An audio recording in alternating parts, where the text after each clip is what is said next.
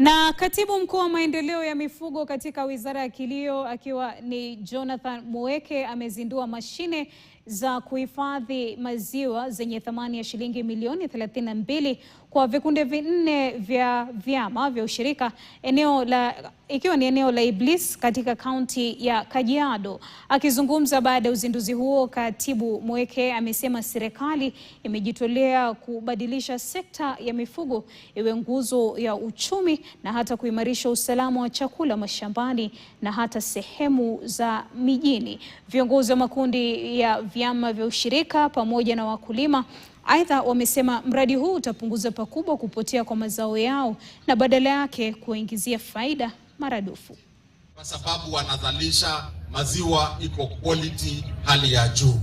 Kwa hivyo Chaledi na Noya na wale Chaledies wengine wa cooperatives, watu kutoka wizara yetu itakuja kuwafanyia training vile mnaweza zalisha maziwa ya quality ya juu. Hawa wamama wapate shilingi 60 kwa kila lita ya maziwa, na tena serikali yetu itawaletea zile vifaa za kupima hizi protein na butterfat na bakteria na hizi vitu zote. Ndio hiyo pesa tuhakikishe mumepeleka hiyo pesa msomeshe watoto na pesa hiyo mzuri.